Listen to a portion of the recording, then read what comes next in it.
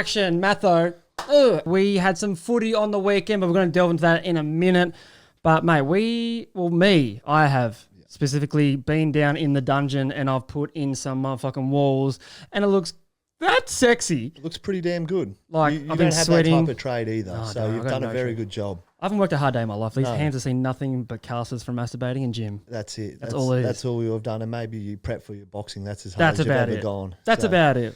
But what have you been up to, mate? Like last week, I haven't seen you. Been working. A little bit of work, but as you know, I'm trying to get into the police force. Yeah, what's the go with that? So they didn't want you apparently for a little bit. It's a long process. It's a really long process. I only send emails every sort of month, and it's a bit of a waiting game. So run the people at home. They told you to stop emailing them. Yeah, I kept emailing them because I was getting a bit worried. Like, you know, I want to set my future up, and I really want to get into this. So, life post footy, baby. Yeah, and I kept emailing them. So it'd been 3 months since I heard from them. I said maybe they put a line through my name, just think I'm going to forget about it. But finally got the interview, got it over and done with, and again, I'm waiting for another email to tick it off. So how'd you go with your fitness test? Like, surely you shut that in. Yeah, fitness test was hard. It was about 10 push-ups. Level 7 on the beep test had to hit. Level 7. Did you just pull out? Were you like just like got ticked it off, pulled out? They only let you go to 7. So. Oh, really? Yeah, I don't know how much more I had left in the tank, to be honest with you. 7.5. Yeah. So, start level 7.5. But yeah, got that done nice and easy. So we're on our way. Hopefully I'll have a blue collar, by the end of this year sometime. I can't wait to be out in the valley just doing my thing at one stage. Or you see the boys out on Mad Monday and big fat Maddich is there walking down Fortitude Valley. Yeah, actually, if the boys want someone to look after them on Mad Personal Monday. security. Bang. Imagine having an ex-footy player as a copper at your function. You can hire him through inquirematho@gmail.com. That's it. I'll look after you. That'll be so and funny. I'll have a good time while I do it. Be busting down doors. You want to be SWAT, right? You want to be in a SWAT? We want to try to get special forces. Fuck yeah. See how we go. Front line, baby. Front line. I'm coming to you. He's coming to you. So we had football on the weekend. Yep. We finally got a taste of what is to come in 2025. Did you watch any footy? If so, which games? I watched a lot of footy. I missed the Essendon Bulldogs one. I seen a lot of highlights. It looked like it was a pretty good game, and the young kids on display looked like they played really well. There was I saw articles everywhere about 2 players, like with young Essendon forwards, one with the fucking Kako. Kako. I heard he dominated or played well. In the so game then, we obviously the Indigenous game we watched, which was awesome against Freo, and then I watched the Richmond West Coast one. Oh, why? Yeah, well, because Richmond in a rebuild stage. You want why would you want to watch that? See their young kids play. You want to, Layla fucking got KO'd nearly. Graham and Baker are playing against their old teammates, and I know it's pre-season, but there's always a bit to watch. If there was punches thrown or jumper punches thrown, that I'll just turn it off. I'll be like, you guys don't give a fuck. I know. And then flicked on the Hawthorn and Geelong game to watch Bailey Smith put the I've seen that. Put the blue hoops on for the Cats. So him and Cisco. And the headband. And the headband. I didn't mind the headband. At least it rolled with the Nike at the front of it too. Did. I don't know. That made it a bit better. I thought that was like a pretty cool look. And there's I want you to tell me, what do you think about Camden McIntosh wearing a fucking headband? Why, for starters? He looked more NBA than he did the bloke's AFL. Ball. He looks like Caruso from the Bulls, man. I've seen a lot of comments saying he Caruso, Camden McIntosh. Yeah. That is... Oh, was there those lookalikes on the internet? Yeah, I read the comments and a few people were saying like, didn't realise Caruso played AFL now. And I just thought of it. All that type of stuff. But hey, if he feels good rocking it, so be it. He won't rock We like characters in our game. The only thing I can think of is sweat protection, and if so, wear it on your fucking wrist. Yeah. Because that is not it. But, glad to scratch the itch and watch a bit of footy's back, and we're not far getting into it. How many days we got? I think we're under 2 weeks. 16 days, my guy. Brisbane Lions versus Geelong Cats at our home state. And I'm going to be there. You're going to be there. Are you going to hit up Jizzy again in the box? Or are you just going to go as a fan and sit wherever? I'm just going to try to get there one way or another. Yeah. So you always find a way, don't you? If I even have to stand outside the stadium for a bit and then crawl my way in. But I'll be there. I don't think the tickets are going to be sold. I'll be there. Unveiling of the flag will be pretty cool to watch. Oh, shit. And again, we're watching the two teams that probably played the best game last year. They did. Start off in history, but in history, no, but it was a fucking good game. The only disappointing thing about that is on TV, I like watching the hype up intros and the voiceover. The voiceover is the best thing I've ever seen on TV. It is great, isn't it? I get tingles and like I could run through a brick wall. And I can imagine the snippets are going to show. So I do get disappointed missing commentary and stuff at the game. The voice of yours, Brisbane Lions. Yeah, I'll be there. Can they reclaim where they left? Like that They'll type be of back shit. to back. That actually gets me horny. So I'm not gonna lie. All right, let's just get stuck into it, Matho. It had the build up of a real game, like a round one type game opening. It felt like that. It was the Indigenous All-Stars versus Fremantle Football Club. Yep. Now, you watched it, obviously. Of course. What did you take away? It was a record-breaking game, the most ever at like an Indigenous All-Stars game. I watched it and it just had every bit of like a good game. What I took away is how fucking good that Indigenous team is. Man. And for a team that was together for 3 days, played like they'd been playing together for a year. Looked like a well-driven unit. It was well-driven, and it made me think. Jai Simpkin made some comments after the game saying, how well would this team go in a regular season? If they had like a key forward or a couple of taller players. They needed another ruck. I mean, the kid was West Coast rookie, and he did very well, okay? Like Luke Jackson and that are very good ruckmans, as we know. Yeah. But that team gelled together so well. They played an exciting brand of footy. Yep. They can play small, completely small forward line, and dominate. You can't stop. Like I saw one D50 stoppage for Freo. I was like, my butthole will be that tight right now. You don't like when we play in footy games. You notice like the deadliest players or who's like a goal sinker or a chance to get a goal or who's going to be probably hit to here, like a boundary hit over the back, whatever it may be. You scan the field. I would fucking shit my pantyhose looking at like those players. You got Sonny Walters, you got Charlie Cameron, Bobby Hill. Like you're going to reel off 6 players who are around that contest. It's just like playing on instinct. I don't know if Xavier Clark gave him that, like, hey, boys, like, it's an Indigenous thing. Yeah. Play on your instinct, have some fun. Here's some rough guidelines, but fucking just go there and play footy. It looked like they had a game plan, and I might be wrong, but it looked like they played a very good structure. Yeah. But in saying that, I'd comfortably say they'd finish top 6. Yeah, if they got a couple good and more players. You made some comments that I thought about when coming here. You said a VFL best sort of 22 around the states, every state, Samful, Waffle, could take this team on, potentially. I think maybe after watching that, mate, they'd lose by 100 points. If that's a Sam McClure type shit. Yeah, that is a Sam McClure type I don't know comment. what I was thinking when I said those comments. But no one really knew, okay? Like, I didn't know. I didn't know they were going to be that good. They're star-studded, right? Yeah. Fremantle had a few players out and they had a couple of players playing for the other team, obviously. Yeah, so it's not a complete team, but they just didn't look like they could compete with what they had on the park. I liked it because they took it seriously. Yeah, they have to. One shot, it's and pride. they took it seriously, and it obviously meant a lot to them, a lot to their culture, and it was good to see. It was good to see, and they put on a show. They had everything on their side compared to Freo, who's just rocking up to play a fucking pre-season game. They're playing for the culture, pride, like their families and stuff. I asked a couple of boys for some tickets because I was probably going to head over. Yeah. And there's people that are from WA who had their family flying in from NT, Victoria, and they're like, we got all the room passes are full. I'm like, it's going to be very meaningful for these boys. So it was a fucking great game. They won by 43 points in a record crowd. Yeah. And at the same time, I was flicking between rep games because the NRL, I didn't even realise, but they held their All-Stars team, the Indigenous All-Stars, and they were playing against the Māori rep team. So I was watching that, and it actually looked like a pretty good turnout, like stadium-wise and all that kind of stuff. Like it was some good footy. And then yesterday, I just went on Google, had a look. I was like, crowd attendance, boom. So the crowd attendance for the NRL was 21,328. And I was like, that's pretty fucking good for a rep game. Yes. So it's obviously their league is heavily filled with Islanders and all those Polynesian people, all that stuff. So it's pretty important for them. Yeah. The Indigenous All-Stars have some fucking guns too.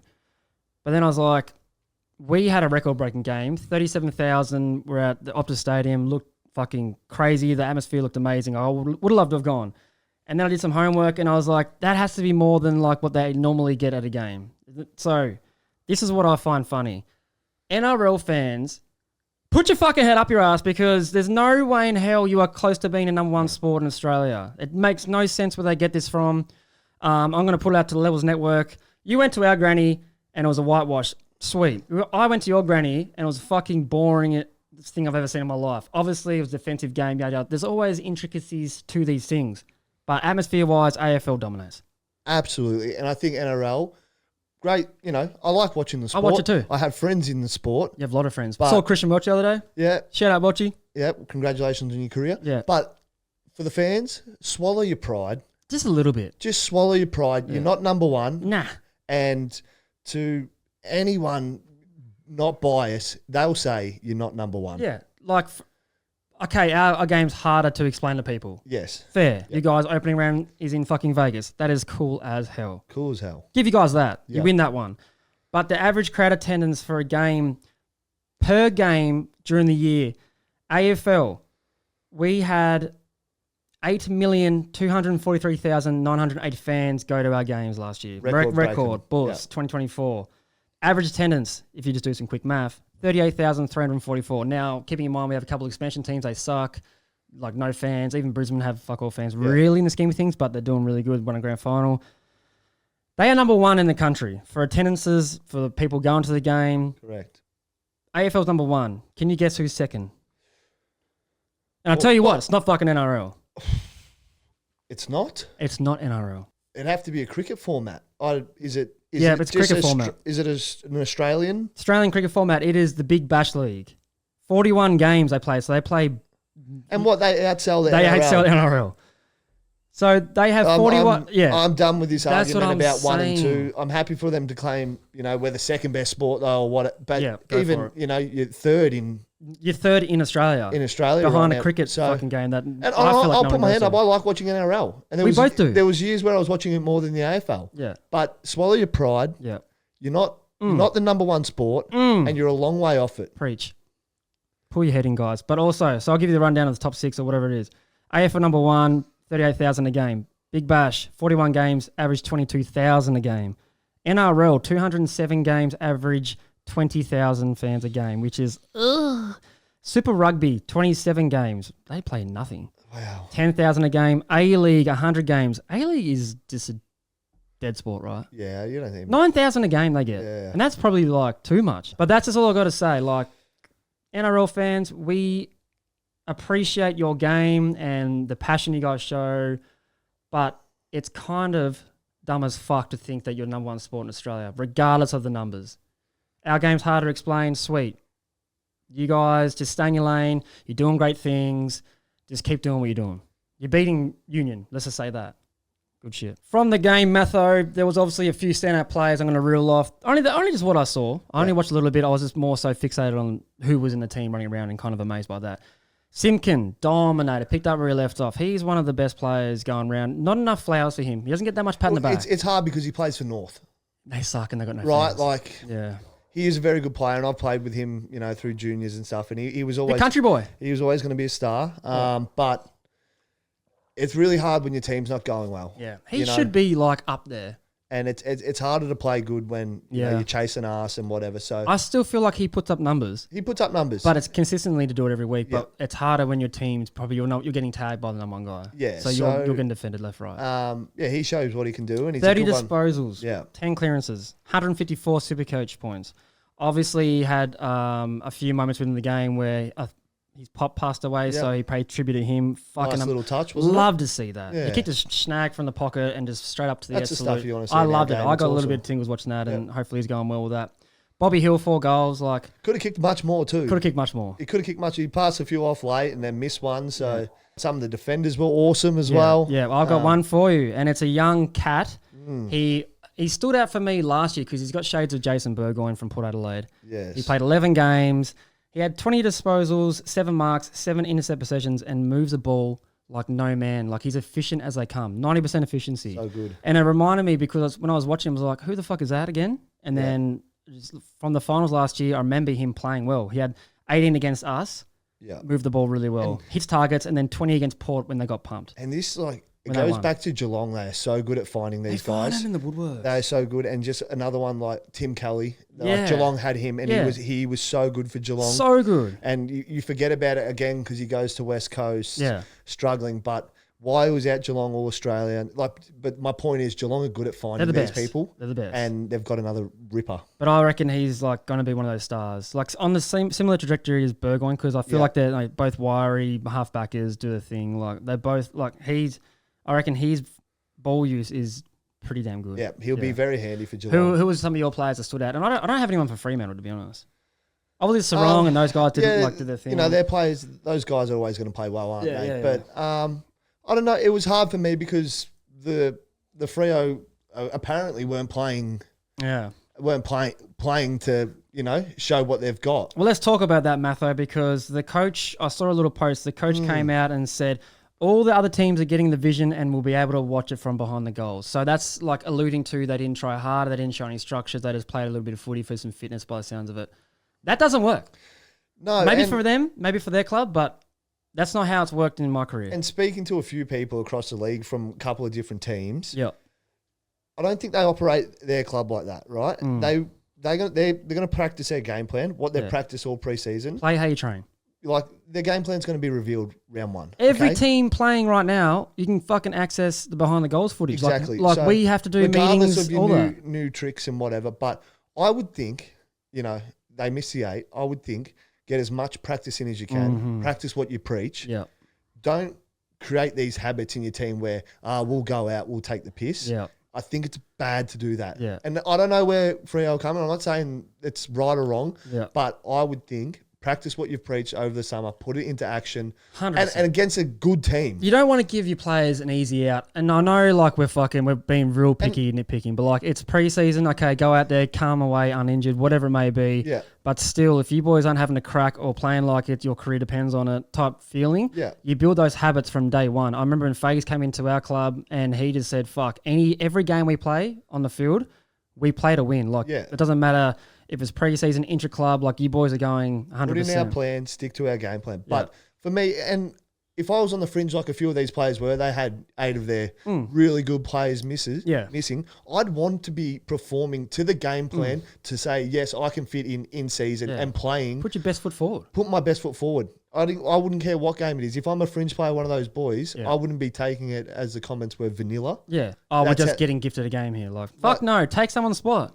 I agree. So I would think practice what you preach. I don't know how good of a look it was for Freo. Yeah. But yeah, and there is reports that they didn't look fit. The weather was hot. Oh shit. But again, that they played a very good team, very quick. So yeah, and with this, like, you can't take pre-season results into account for during the season. We've obviously had a couple in the past. I've played in a NAB Cup granny against Lions. We lost, and we both did make finals next year. Yes. And you look at the other flip side of that. Eagles got pumped by Fremantle in 2018, and they ended up winning the motherfucking grand final against Collingwood. So don't look into it, obviously, but it's not about winning or losing. It's about the attitude you show during these games. I think so. Yeah. Because your teams, it wasn't their best 22. No. But, let these guys play the game plan. Excuse. Yeah, so I think it's a bit of an excuse. Fucking another excuse. And coming from the head coach, it's like, do I have to do all this kind of recovery to boom? No, I don't have to because he said that shit. That's just what we talk about. That's bullshit. I don't care. But mate, I don't know if you've been hiding under a rock or just doing what you've been doing. I don't know, in the gym. I've been hiding under a dumbbell. Been hiding under a dumbbell. Bro. That's a saying these days. Yeah, that's it. There was some shit yesterday as I was trying to find some topics to talk about for the podcast, as I do behind the scenes, is doing little things like that. You know, make it run smooth.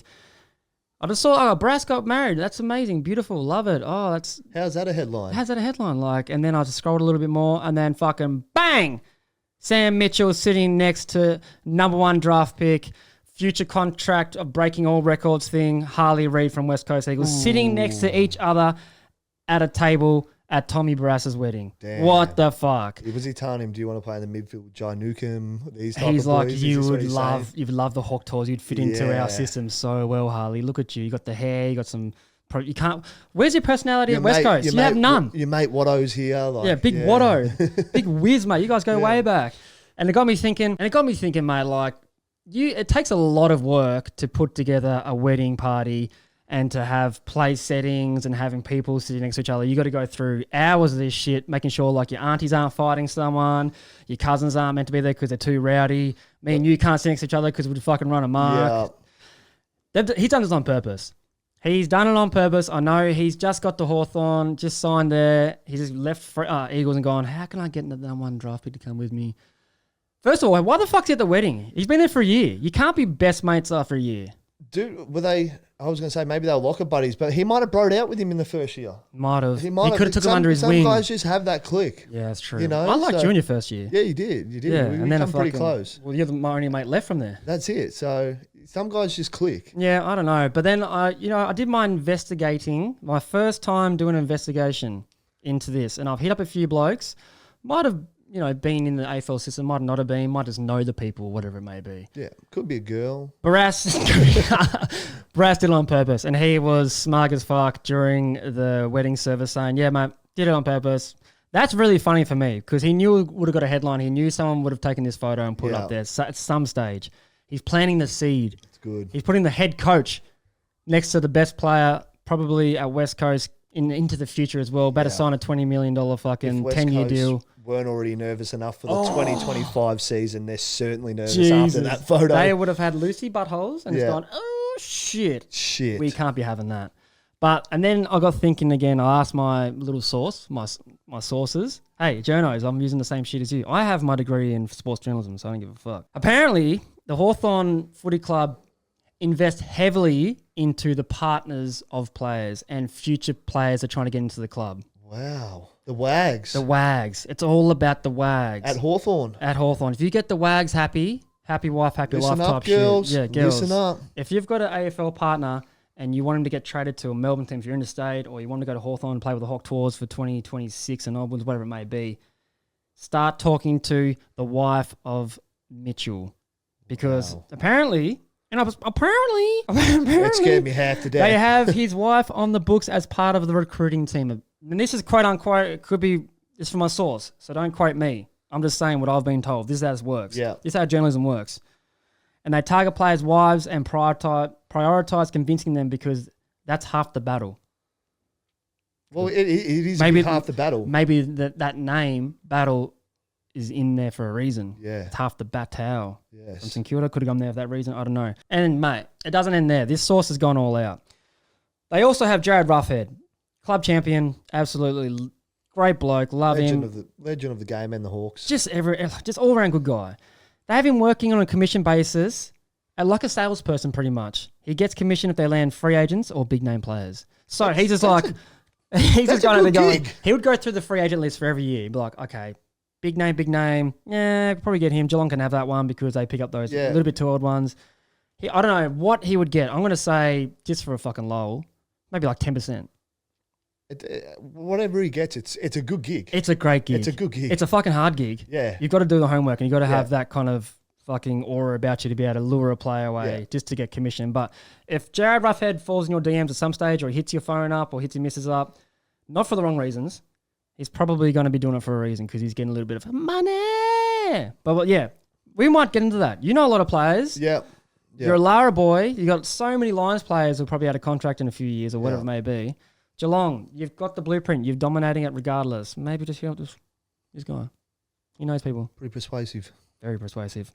There's obviously some snitches around the league popping their head out of woodworks. I don't know where they're coming from, but I'm seeing shit everywhere. Like the photo from the wedding, obviously on the 45 on the place setting table, seen that, sent it to Western Australian, got paid. Then the Cosy Pickett text messages. Cleary, I think with Cleary, how the fuck does he know... Unless you're just throwing shit to a wall instead of a sticks. Like, I don't mind that either. You do whatever sells a headline, sells a paper.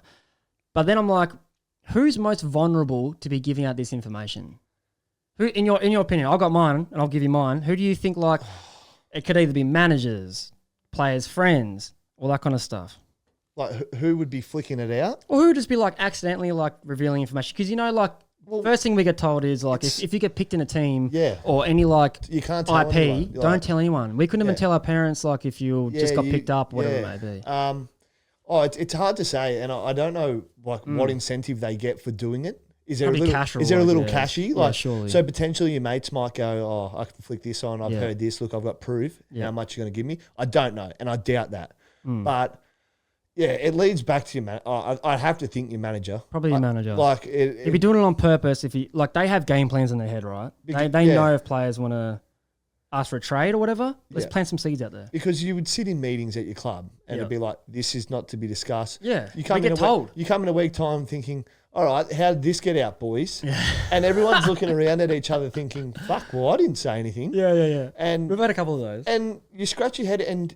you actually don't know how it comes out. No. So unless it's specific to you and your nature, you can kind of like track it a little bit. Yeah, but if it's a broader thing with the club, I would have to think it's your managers doing it. Yeah. And I reckon because our mates, we tell them, like, if you tell your mates some shit, like kind of on the D-low, you kind of like they know they can't go tell someone. Nah. Yeah, so they know this. And if you do, like, you know who's told him. Yeah. And you go like, you're a fuckwit. Yeah, Or, and like you have group chats. That shit always gets leaked. yeah. Like the reporter who recently got done for talking about a co-worker. Yeah. But like they know. But do their girlfriends know? Or do any like that? Like of that variety? Because if I tell you, you tell Tiff tells her mates at work. Yeah, see that. Unintentionally, obviously. She tells some of her best friends or whatever. That's what I'm saying. And loose lips sink ships. So that's Yeah, what I'm thinking. all- It's the girlfriends that You are know, the accidentally girl- doing it. Yeah, they could be, you know. It could be anyone, but I'm just saying. Like, You know, could be having their champagne and whatever and be like, yeah, he might go back to WA. He's Boom. been texting some of his mates. Just like over a genuine conversation. guess what her last name is? Cleary accidentally tells her brother. Yeah. Mitch Cleary is reporting about Cozzy texting his team friends at fucking Perth. So, who knows? So yeah, Matho, who knows? Like, Who knows? Who knows? Least can happen all the time. And let's be honest, I don't trust a journalist as far as I can fucking throw the bastards. So they could just go, he might text his friends, Indigenous boys back at, this is Cozzy Pickett, he might text his Indigenous mates back at Fremantle. So why the fuck wouldn't he? Yeah. Obviously he has. Exactly. Prove I'm wrong. Yeah. Shit on the wall, sticks, few articles out of it. Bang. It is what it is. It is Joe R's segment, our major sponsor, Joe Fortune. He wants to know what's some of the moments from the first action we've seen in 2025, Matho. What do you got? What we're expecting to see in 2025, and it's all the new kids are putting on a show in the pre-season. Ooh. I've seen some big numbers across the board from names that you don't really hear about. Yeah. Ollie Henry, 4 goals and a contender for goal of the year from a fucking pracky match from the boundary. He set the game alight. He was doing really well. Watch this footage. Watch this goal. He's just picked it up. Bump, bump, bump. Boom. Snap. And listen to this commentator. I don't know what the fuck he's saying about a snappy. What I don't know what that is. Like, it wasn't a snap. A Chinana from Ollie Henry. The fuck is a Chinana? He's called it a check side banana, I think. Oh, is that what he's doing? A what Chinana. A Chinana. It's a new kick in the game he's made up. Yeah, okay. But that's just a New banana. 2025 kick. He's a right footer. He's gone from the boundary. He's check-sided. Never actually heard that before. A Chinana. That could be a thing. I actually don't mind it now. I know what it means. Yeah, so that was obviously a bloody goal and a half, mate. Fuck me dead. And then big news came out. You've just recruited the number 1 draft pick in the country, probably the best player, likened to Dusty Martin body size and ability, yada, yada, yada. 9 seconds. Get him off the fucking ground. He's kicked 2 of Richmond's 4 goals. 2 of their 4. They're going to stink it up and this probably year. could have kicked a third because he would have had a set shot before. Yeah. You know, so it's good signs for Richmond. But, man, it was like 10 seconds to go in the game. Yep. And you got your number 1 pick walking off with a concussion protocol. Potential broken jaw. But come on, guys. Come on. Put him in cotton wool, man. He's fucking shown you that he's probably going to be the only thing you guys can do this year. And how about it? They're going to be pretty bad this year, right?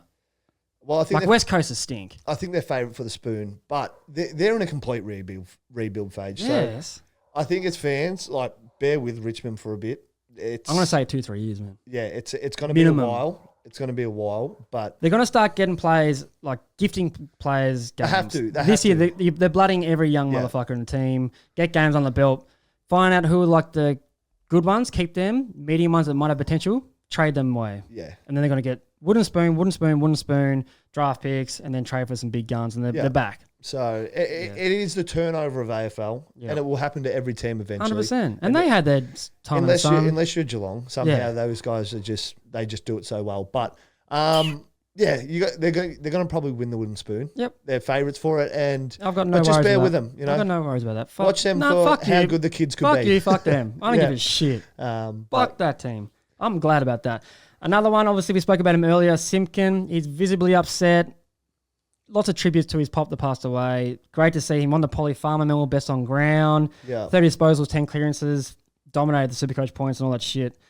Great to see that. Bobby Hill obviously did very well. Caleb Daniel. Now, this is a little guy with the helmet. Yes. Intra-club, so fucking no one cares, really, intra-club. But if it's signs and some things to see, he's going to be a pretty good pickup from this year. He's always been pretty handy, though. 35 disposals, 23 kicks. Yeah. He's gonna hog that ball on the back line, let's be honest. And they're going to see a lot of that ball. And he hits his targets. He's a very good user by foot, so let him hog it. Let him have it. Yep. North, again, it's a good pickup for him, I think. And then obviously Zerha kicked 5 goals. He's just a gun player. Yeah. I think he's got a I think he signed a contract. He would have signed for a shitload of money. And then we had some bad news during the week. Waitman set for surgery on knee. Doggies are fucked. They'll get these players back, Yeah.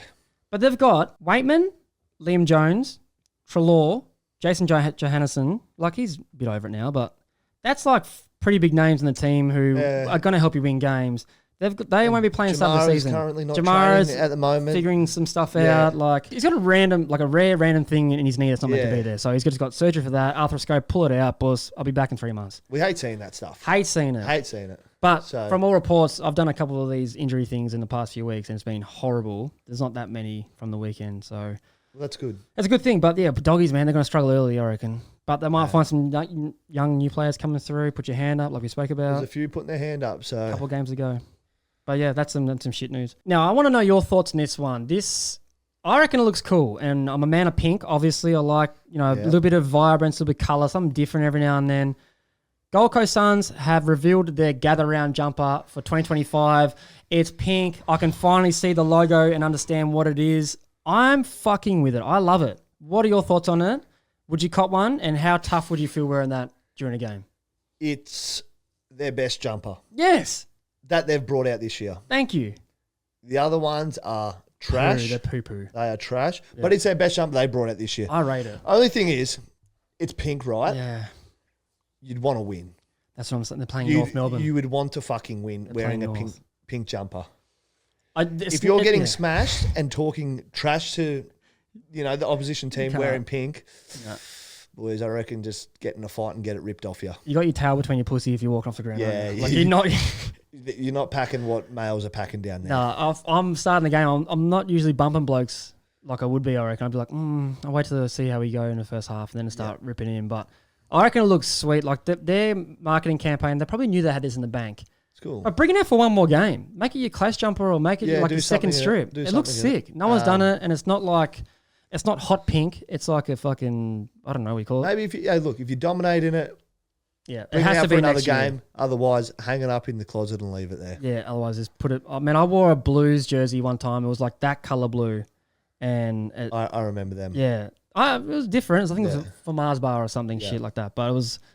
I didn't feel great wearing it. No. Kid a couple goals in it, but yeah, you like it? You rate it? I do like it because it's better than what their other jerseys were. So it's an upgrade. Okay, and I do like it. I like it's something different. It's cool. I like it. I'm going to get one. I'm trying to figure out who I'm supporting this year. I want to find an underdog. Brisbane obviously love them to death, but I've had my thing with them. Had my time in the sun with them. Like they won a grand final. I want to find something else and get passionate about it. Okay. Love the boys still. Just want something different. Yeah, well, I don't want to do the Blues. You know who I'm supporting. Yeah, I know who you are. I don't want to do the Blues because they seem frustrating to follow. Yeah, they're hard. And they get a lot of injuries. Yeah. So rest in peace. Hopefully they go well. I'm actually going to go down the game on Saturday and watch it. I'm going down. You're going to watch it? Going to a practice match versus Saints, 11 o'clock. Make sure if you see Rob Vlogs there, you come say g'day. I'm going to go down. Get over to him. He was a warrior for you guys. I'll put my body through the fucking ringer for you boys. For he you baggers. He even got jumped in the street for you guys. Yeah. Got king hit by fucking multiple people. So get around him. I was just trying to support. Show this guy support your favourite son, Jeffrey Garlett. Never again. Love. All right, Matho, I know this is something that we've been trying to do a lot more of. It's just like if we see some bullshit, let's call it out. We'll just call it out. Especially journalists. Like 2025, it's time that they get a little bit of like a fucking wake-up call. And I don't know any of them, and I don't have any personal things against them. No vendetta versus any journal. No. Unless they talk shit about us. I just feel like commenting on some of the shit they say. Yeah. So this is the year to do it. Yeah. And I'm all for it because I started this podcast for that very reason. Okay. To see some articles and put it into perspective from an AFL player and call, no, that's not true. You guys fucked up. Now, I'm going to play you this from Sam McClure. He's talking about, he's talking about A-graders in the AFL currently. Yeah. I feel no certain way. I don't give a fuck. It feels like it's kind of a headline grab, whatever. I'm going to play it for you. Is there one that you've woken up in a cold sweat in the last 7 days around thinking, I went a bit harsh there, or I should have put him in? Yeah, there's one either way, I reckon. There's one I'm regretting not putting in, and there's one that now I look back, I'm thinking to myself, how did I have him in? Do you want to guess? Would be Hogan, Heaney, or McGovern. No, didn't lose sleep on any of those three. Not 1 second. I still can't believe all three of them. Pendlebury. Yeah, that is a great point. Yeah, and the one that was lucky. Taylor. Do you know he's only played 2 full seasons in 7? It counters your argument against McGovern. My categories, yeah, exactly. Where you said McGovern had only played 1 in 2 every 2 games. For 4 years, yeah. What are your thoughts on that? And see, I don't know anything. I don't know the basis of it. I don't know what he's putting in there and what he's doing his whole A-grade list off. I think he's gone to bed and he's very smart and gone, what is the dumbest thing I can say to grab some traction to the podcast, to get people talking about me? Yeah. And I think he's hit the nail on the head there. Is he taking a piss or not? Well, apparently not, and I hope he is because he sounds fucking stupid. I feel like he's just okay. Like I've said a couple shit things in the past, like Harley Reid's not going to be there. Yeah. A few other things that are just like, what? I feel like he's just going on that trajectory, like just keep doing like some random shit. Look, got nothing against the guy. Nothing. But I speak to him on Twitter every now and then in my DMs. He wanted to play Call of Duty with us. Yeah. The Isaac Heaney comment to me, not being an A-grader, Why isn't just he? a ridiculous comment to make. It's stupid. Yeah. I mean, anyone with half a footy brain, okay, sure. He might not have been an A-grader up until this point, which is, I don't believe that. 2024 season, he was an A-grader. Genuine star. He was still a player for Sydney years before that you'd have to watch out for. I guarantee every team in the AFL would have had him on the board saying, don't let this guy. His trajectory was like going. So he got to A-grade status this year. So it doesn't make sense to me why he wouldn't call him an A-grader. And then he says Jeremy McGovern is not. And it just, again, I think he went to bed saying, what is the dumbest thing I can say when I wake up in the morning? And he said another dumb thing. Yeah. I saw that he was putting years into perspective, like, oh, he's been injured, so he only played X amount of games. That means fuck all to me because when they do play, they are the best on the field. Yes. That means they're an A-grade player, regardless if he's had fucking tons of soft tissue injuries or it's whatever it may be. to say the least. If he rocks up to the MCG to play that day, he doesn't give a fuck how many games he's missed. Yeah. He's going to be an A-grader on the day. That's how I see it as an A-grader, like a star player who can change a game like that. And consistently when he does play, if he's an A-grader or not if he's fucking been injured for X amount of years beforehand, like leading up to it. And as players who have breakout seasons, sweet. I agree with the fact that if it's just a 1 year thing, he dominates and then nothing else. Yeah. And then, sweet. He's not an A-grader. He's just had a good year. But if it's 2 years or 3 years in the making, like he's been like going up and up and up. Like Dacos, first year, not an A-grader. Yeah.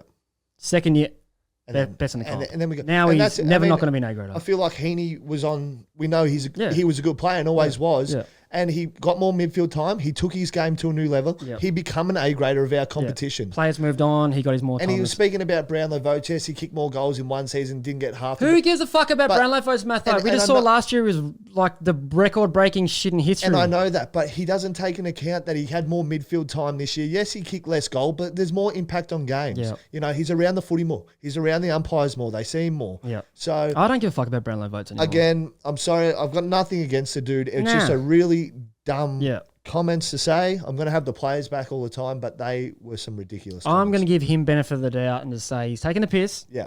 He's just trying to get a few headlines. I think so. Which is smart because he got him. He got him. So well done. Well and they're going played. to tune to the podcast next episode, aren't they? They are. See what else he says. And so I think he's just got this narrative. He's going to plan it for a little bit more. Obviously, it's not going to tarnish his reputation because he's had a couple of fuck-ups. I don't care. I don't know. I don't think his employees give a fuck because he's still going to get jobs, whatever. So he's just like, you know what? Let's say some shit today and see what happens. That's it. So, but that is it, Matho. That is the episode 18. This is flowing like fucking water down a duck's back. It's good. It's all coming together now. Yeah. The season's 16 days away. Ooh. My beloved Lions are starting it off against Geelong. Oh. So unveiling the flag, it's going to be a good start to the year. Yeah, I can't wait, mate. Big shout out to Joe Fortune, who are our major sponsors, as you can see here. Bus. Thank you, Without Joey. them, I wouldn't be able to do this because they help me set shit up. They pay for our podcast production time. They let us not work full time so we can do this for you guys at home. Thanks, Joe Fortune. Thank you very I'll much. see you next week, mate. I'm going down to Melbourne this week, Thursday to Sunday. I'm going to go be at the footy on Saturday, Carlton game, Icon Park, 11 a.m. I'll be there. Come say good day. Let's fucking do it, Matho. 16 days, baby. About to wrap it up. Oh, yeah. That was a good one, bro.